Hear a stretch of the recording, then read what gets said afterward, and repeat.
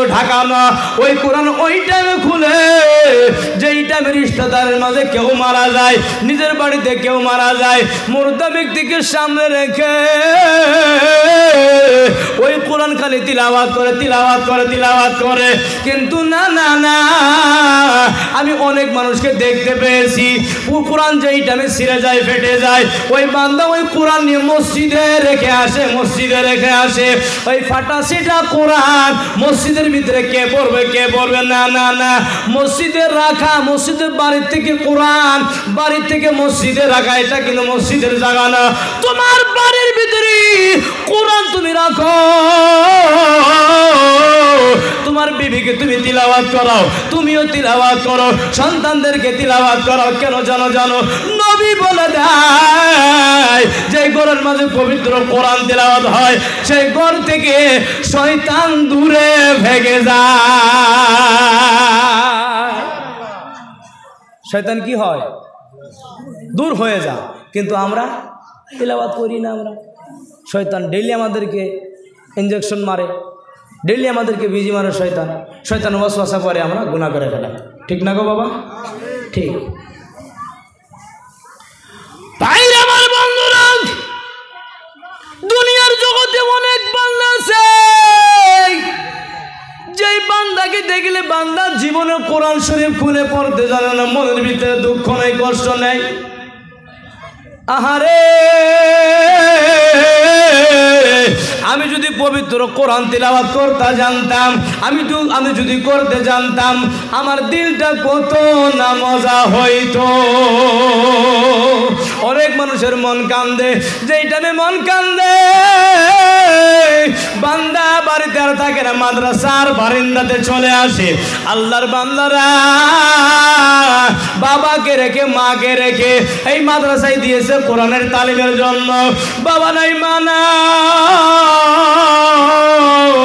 যেই টাইমে সন্তানেরা বাবার বুকে থাকা কথা, মায়ের বুকে থাকা কথা, বাবা মায়ের বুক ছেড়ে দিয়ে মাদ্রাসার চাটাইকে আপন করে নিয়েছে আল্লাহর পবিত্র কোরআনের জন্য। ভাইরা আমার বন্ধুরা, সেই পবিত্র কোরআনের জন্য বান্দারা পাগল পড়া হয়ে গেছে, ছোট্ট ছোট্ট ছেলেরা পাগল পড়া হয়ে গিয়েছে।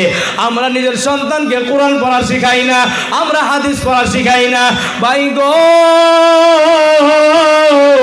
এরকম একটা জামানা এসে যাবে কে মুন্সি খুঁজে পাওয়া যাবে না, আলিম ওলামা খুঁজে পাওয়া যাবে না, পাওয়া যাবে না। কেন জানো? কেন জানো? একজনের সন্তান টাকা খরচ করে পড়াইছে, ওই সন্তানকে অন্য সন্তানের বাড়িতে পাঠাইবে না, পাঠাইবে না। ভাইরা বন্ধুরা আমার, আমরা একজন সন্তানকে আমরা হাফিজ কোরআন বানাই, একজন সন্তানকে আমরা কারি কোরআন বানাই। কেন জানো? তুমি আমি যেই টাইমে মারা যাব, কবরের জগতে চলে যাব, আমার বাবা আমার সন্তান যেন আমার লাশ নিয়ে নামাজে জানাজা পড়ায়া দেয়। আমার বাবা যেন আমাকে আমার সম্মুখে নিয়ে আল্লাহর কাছে দোয়া করে আর আল্লাহকে ডাক দেব, আল্লাহ আমার বাবাকে ক্ষমা করে দাও, মাফ করে দাও। বান্দা বলতে দেরি হবে, আমার আল্লাহ ওই বান্দাকে ক্ষমা করতে দেরি হবে না।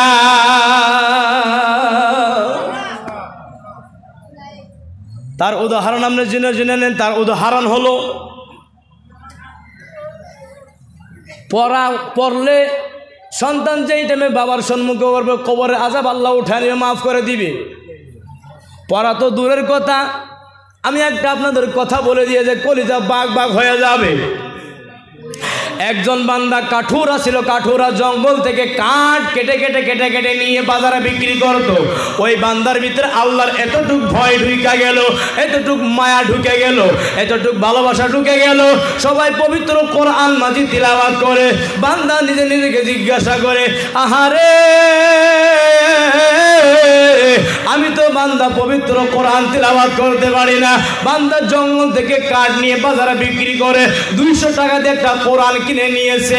ঘরের মাঝে যেই টাইমে ঢুকে খানা খায় নিয়ে খানা কমপ্লিট করে যেই টাইমে ঘুমের ঘরে যায়, বান্দা কোরআন খুলে নিয়ে যেই টাইমে মেয়ে ঘুমার ঘরে চলে যায়, বান্দা কোরআন খুলে নিয়ে চোখের পানি গড় গড় গড় গড় করে ছেড়ে দিয়ে কান্দে আর আল্লাহকে ডাক দিয়ে বলে, আল্লাহ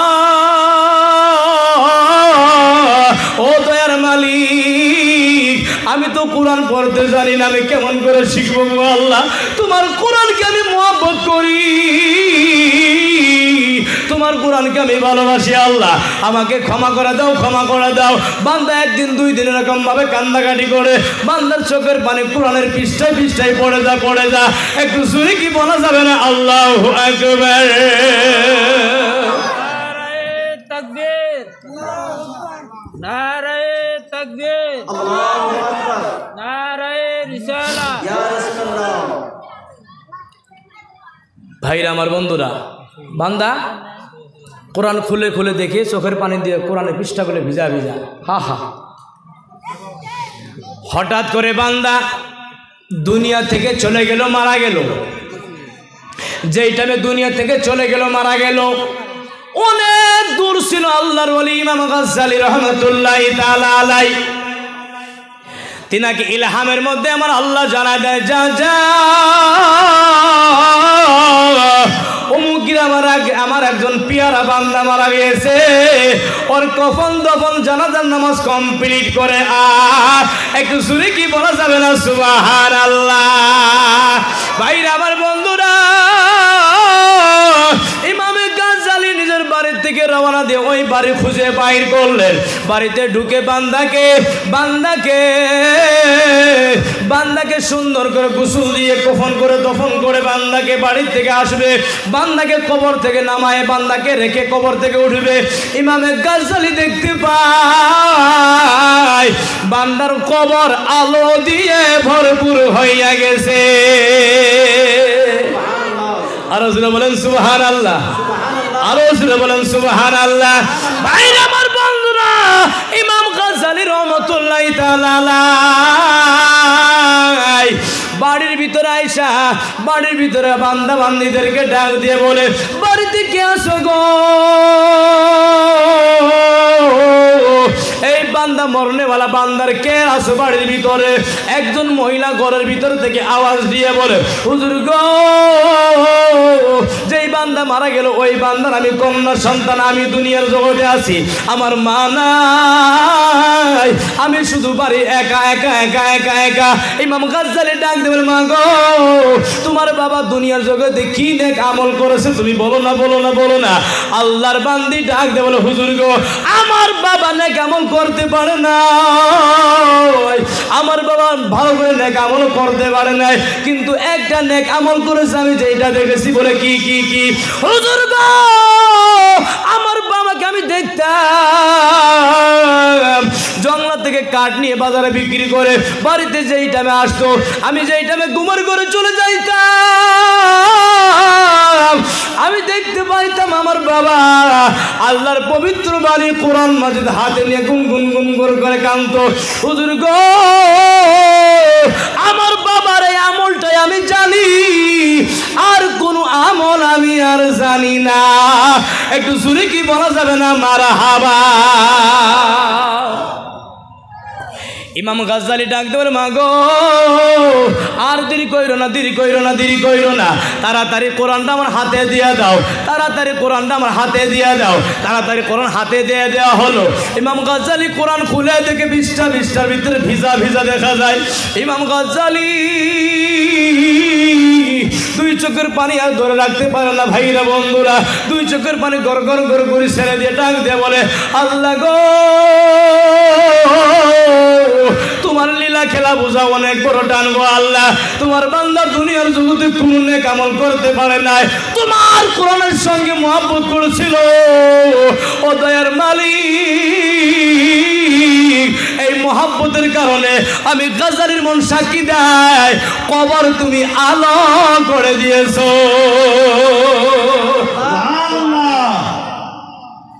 কোরআনকে মহব্বত করার জন্য যদি কবর আলো হয়ে যায় রে ভাই বাবা, আজকে যদি আমরা এই মাদ্রাসার ছাত্রগুলোকে মায়া মহব্বত করি, একটু ভালোবাসি, আমার মন আমার দিন নবীর হাদিস মোতাবিক পড়া সাক্ষী দেয় রে বাবা, তোমার জন্য আমার জন্য আমার আল্লাহ আমার কবর তোমার কবর জান্নাতের বাগান বানাইয়া দিবে।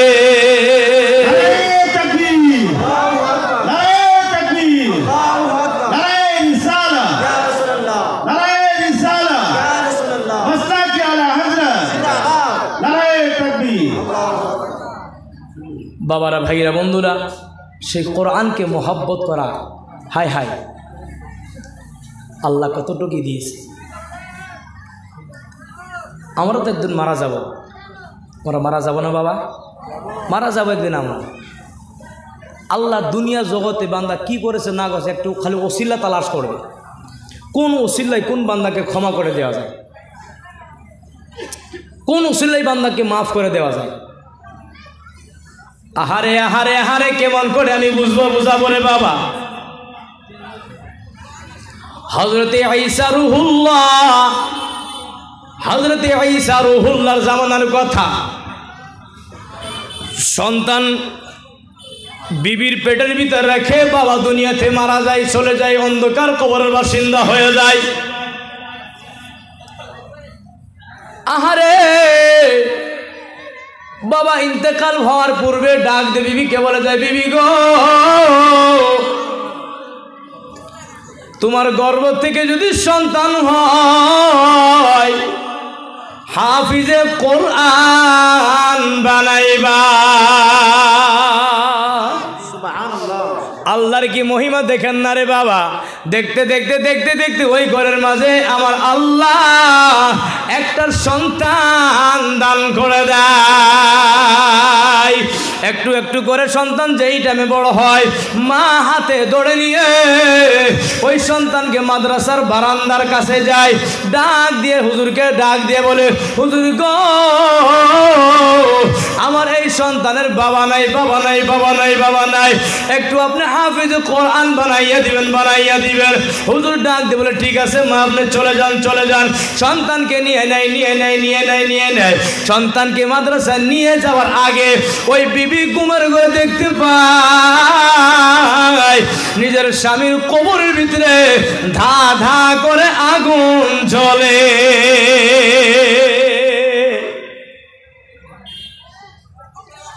সন্তানকে যেই টাইমে মাদ্রাসায় রেখে চলে যায়, সন্তান পিছন থেকে ডাকতে বলে, মা গো, ও মা,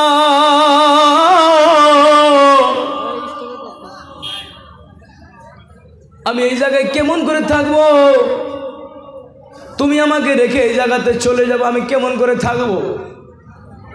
মা চোখের পানি দিয়ে বুঝাই দেয় সন্তানকে, বাবারে, তোমার বাবার আদেশ, তোমার বাবার আদেশ এইটা পালন করতে হবে। সন্তান এই কথা শুনে ওই জায়গাতে রুকে যায়। মা চলে যায়, চলে যায়, ঈশার নামাজ পড়ে নিয়ে মা ঘুমের ঘরে চলে যায়। দেখতে দেখতে দেখতে পায় আগের দিন দেখে স্বামীর কবরে আগুন দেখা যায়, পরের দিন দেখে যায় স্ত্রী নিজের চোখে দেখতে পায় নিজের স্বামী জান্নাতের ভিতরে ঘোরাফেরা করে। আমার ভাইরা, আমার বন্ধুরা, ওই মা ওই হুজুরদের কাছে যাইয়া ডাক দিয়ে বলে, হুজুর গো, আমি একটা মামলা বুঝতে পারলাম না, আমি একটা মামলা বুঝতে পারলাম না। বলে কি মামলা? বলে মাদ্রাসাতে সন্তানকে আসার আগে আমার স্বামীর কবর দেখি আগুন, মাদ্রাসাতে সন্তানকে দিয়ে যাইয়া আমার স্বামীকে দেখি জান্নাতের ভিতরে ঘোরাঘোরা করে। হুজুর গো, এই মামলা বুঝতে পারলাম না, পারলাম না। সন্তানের মাকে ডাকতে বলে, মারে, তোমার সন্তানকে তুমি যেই টাইমে দিয়েছো আমার কাছে পড়ার জন্য, তুমি মনে রাখো, তুমি শুনে রাখো, শুনে রাখো, শুনে রাখো, শুনে রাখো, তোমার সন্তান যেই টাইমে আমার কাছে বিসমিল্লাহির রহমানির রহিম পড়া আরম্ভ করে দিয়েছে, আল্লাহকে রহমান, আল্লাহকে রাহিম নাম ধরে ডাক দিয়েছে, তোমার সন্তানের রহমান এই রাহিম নাম ধরে ডাক দেওয়ার কারণে আমার আল্লাহ তোমার স্বামীর কবরের আযাব মাফ করে দিয়ে জান্নাতের বাগান বানাইয়া দিছে।